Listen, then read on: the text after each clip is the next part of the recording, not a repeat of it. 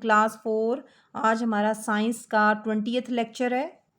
हमने आज स्टार्ट करेंगे पेज 46 से, यूनिट 5 पेज 46। हम पढ़ रहे थे 4 डिफरेंट एनवायरनमेंट्स के बारे में एनिमल किंगडम में। तो कल 2 हमने पढ़े थे, आज हम थर्ड वन पढ़ेंगे, इक्वेटिक एनिमल्स। ठीक है, aquatic animals live in water, यानी इक्वेटिक एनिमल्स वो जानवर होते हैं जो पानी में रहते हैं। Most of them do not breathe like animals on the land.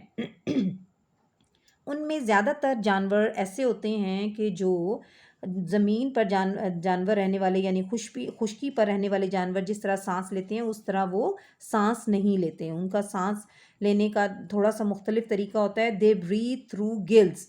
हम जैसे लैंड पर रहते हैं या और जानवर गिल अपने लंग्स से सांस लेते हैं, लेकिन पानी में रहने वाले जानवर अपने गिल्स से सांस लेते हैं, गलफड़ों से। एंड स्पेशल लंग्स, या उनके स्पेशल ख़ास तौर से लंग्स बने हुए होते हैं जिनसे वो सांस लेते हैं, जैसे fish, crabs, turtles. Some forms of snails and shrimps are example of aquatic animals. ये सारे हमारे जानवर वो हैं जो पानी में रहते हैं, और ये तमाम एग्जाम्पल हैं एक्वेटिक एनिमल्स की, यानी पानी में रहने वाले जानवरों की। दीज एनिमल्स हैव फिन्स और limbs.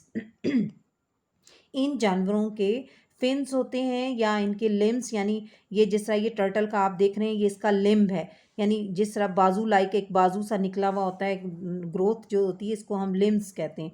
Which help them to swim in water, जो कि इनको पानी में तैरने के लिए हेल्प करते हैं। उसके बाद है aerial animals. Aerial animals are those that spend a lot of time in the air. Aerial हम उन जानवरों को कहते हैं कि जो कि अपना ज़्यादातर वक्त हवा में गुजारते हैं, यानी हवा में उड़ने वाले जानवर। हवा में उड़ने वाले जानवर का जिक्र करते ही हमारे जहन में बर्ड्स का जिक्र आता है। तो birds and bats belong to this group, यानी परिंदे और चमगादड़ें दोनों इसी ग्रुप से ताल्लुक़ रखते हैं, यानी एरियल ग्रुप से। क्योंकि चमगादड़ भी उड़ती है, चूँकि ये मैमल है लेकिन ये उड़ती है, तो इसलिए इसको एरियल ग्रुप में हमने इसको रखा है। इसकी कुछ एग्जांपल्स आप यहाँ देख सकते हैं, वल्चर है, बैट, क्रो, ये तमाम एरियल में आते हैं। Their bones are light and hollow. इनकी जो बोन्स होती हैं, हड्डियाँ, वो बहुत हल्की और अंदर से खोखली होती हैं। Their body shape helps them to cut through the air easily. अब इनकी जिस्म की साख्त ऐसी होती है कि जो कि इन्हें हवा में से आसानी से गुजरने में हेल्प करती है, और ये बहुत वेट में हल्के होते हैं। दे हैव विंग्स, और इनके पर होते हैं जिनसे ये उड़ते हैं हवा में। ठीक है, अब कॉन्सेप्ट चेक की एक्सरसाइज है, हम इसको चेक कर लेते हैं। इसमें आपने कुछ मैचिंग्स करनी है, ए को बी से मिलाना है। ये भी आप पढ़ के आए हैं, आपको आना चाहिए। इसमें है, पहला है एर्बोरियल, ठीक है, एरियल, इक्वेटिक, टेरेस्ट्रियल। बी में आपके पास वर्ड्स हैं लैंड, वाटर, ट्री, एयर। अब एर्बोरियल कौन से हम कहते हैं जानवरों को, जो ट्रीज़ में रहते हैं। ठीक है, उसके बाद एरियल, एरियल कौन से जानवर होते हैं, अभी हमने पढ़ा, जो एयर में रहते हैं। उसके बाद इक्वेटिक कौन से होते हैं, जो वाटर में रहते हैं। टेरेस्ट्रियल वो होते हैं जो लैंड में रहते हैं। ठीक है, नेक्स्ट पेज पर आ जाते हैं हम, पेज 47 पर। हम आज अब स्टार्ट करेंगे प्लांट किंगडम। पहले हमने पढ़ा एनिमल किंगडम के बारे में, अब हम प्लांट किंगडम के बारे में पढ़ेंगे। वी ऑल नीड प्लांट्स, हम सबको पौधों की ज़रूरत होती है। They play an important role in our environment. अब ये जो पौधे हैं ये हमारे माहौल में एक बहुत अहम किरदार अदा करते हैं। All living things in the world depend directly और indirectly on plants for their food. अब दुनिया में जितने भी जानदार हैं वो तमाम के तमाम बराह रास्त या इनडायरेक्टली पौधों पर अपनी ग़िज़ा का इन्हिसार करते हैं, यानी किसी न किसी तरीके से पौधों से अपनी ग़िज़ा हासिल करते हैं। Plants grow in all shapes and sizes. Scientists have identified over 380,000 different species of plants. अब पौधे जो हैं मुख्तलिफ, यानी बहुत सारी शक्लों और साइजेज़ में पाए जाते हैं। साइंसदानों ने 380,000 जो मुख्तलिफ किस्म की पौधों की जो किस्में हैं वो आइडेंटिफाई कर चुके हैं। Some plants grow in hot dry deserts where there is little water, and others grow in और नियर वाटर। अच्छा, कुछ पौधे ऐसे होते हैं कि जो बहुत ही गर्म और खुश सहराओं में रहते हैं, वहाँ पर होते हैं, जहाँ पर बहुत कम पानी होता है। और कुछ ऐसे पौधे हैं जो पानी के करीब, बहुत करीब होते हैं, यानी दरियाओं के किनारे और नहरों के किनारे पाए जाते हैं। All the plants on the earth make up the plant kingdom. ये तमाम पौधे जो हैं ज़मीन पर, ये तमाम के तमाम प्लांट किंगडम बनाते हैं। ठीक है। All plants growing on land और कॉल्ड टेरेस्ट्रियल प्लांट्स। अब जिस तरह जानवर थे जो ज़मीन खुश्की पर रहने वाले थे, उन्हें हम टेरेस्ट्रियल एनिमल्स कहते थे। इसी तरह वो पौधे जो कि ज़मीन पर खुश्की पर होते हैं, पाए जाते हैं, उन्हें टेरेस्ट्रियल प्लांट्स कहा जाता है। यानी पौधे कुछ समंदरों के अंदर, पानी के अंदर भी होते हैं ना, इसलिए इन्हें डिफ्रेंशिएट किया गया है कि जो खुश्की पर होते हैं उन्हें टेरेस्ट्रियल प्लांट्स कहा जाता है। Plants in one place can be quite different from those in another place. अब वो पौधे जो एक जगह पर पाए जाते हैं, यानी एक एरिया में पाए जाते हैं, वो दूसरे एरिया में पाए जाने वाले पौधों से मुख्तलिफ हो सकते हैं, क्योंकि उसमें उसके एनवायरनमेंट का बहुत किरदार होता है। दिस इज़ बिकॉज क्योंकि ईच प्लेस और एनवायरनमेंट इज़ डिफरेंट, कि हर जगह की, हर एरिया का जो माहौल होता है वो मुख्तलिफ होता है। The climate is not the same everywhere.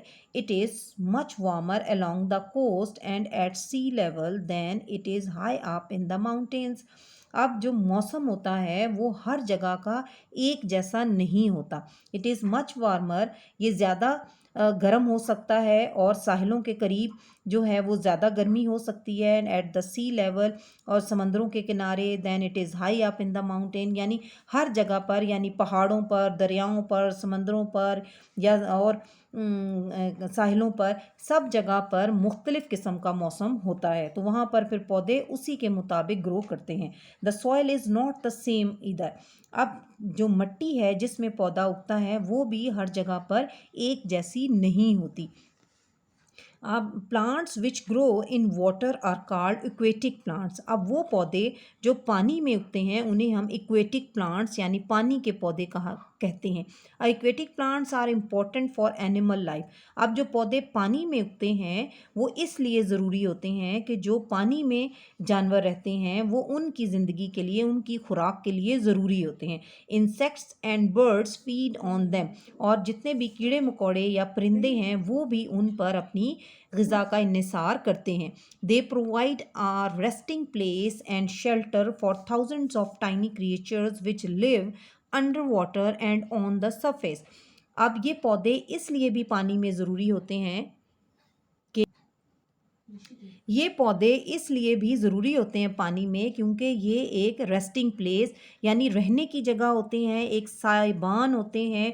बहुत ज़्यादा थाउजेंड्स ऑफ, यानी हज़ारों छोटे छोटे मखलूक, छोटी छोटी चीज़ों, जानवरों के लिए जो बहुत छोटी होती हैं, कीड़े मकोड़े जैसे होते हैं, उनके लिए ये शेल्टर बनते हैं। और अंडर वाटर, और जो पानी के नीचे रहते हैं जानवर, उनके लिए भी, और जो सरफेस पर यानी पानी की सतह पर जानवर रहते हैं, छोटे बड़े, उनके लिए भी ये तमाम के तमाम जो पौधे होते हैं, जो सतह, जैसे ये आप देख सकते हैं, ये पानी की सतह पर होते हैं, ये पानी के अंदर तह में पौधे हैं। ये तमाम जो हैं, ये उनके जो पानी के जानवर हैं, छोटे या बड़े, उन सब के लिए एक घरों जैसा किरदार अदा करते हैं और उनके लिए ग़िज़ा का बाइस भी बनते हैं। अब डू यू नो में हम देख लेते हैं कि some flowering plants are so small that 25 of them could fit across your finger nail. कुछ फ्लावरिंग प्लांट्स, यानी कुछ, ये आपको बताया जा रहा है कि कुछ जो फूलदार पौधे हैं वो इतने छोटे होते हैं कि उनमें, यानी 25 पौधे जो हैं वो आपकी उंगली की नेल पर, उंगली के नाखून पर फिट आ सकते हैं। The largest living thing is a plant. और सबसे बड़ा जो जानदार चीज़ है वो भी पौधा है। It is a giant sequoia tree which grows in the USA। सबसे बड़ा जो जाइंट, यानी बहुत बड़ा जो एक पौधा है, सिक्वा ट्री, जो कि USA यानी अमेरिका में पाया जाता है। It is 83 meters tall. ये 83 मीटर लंबा है।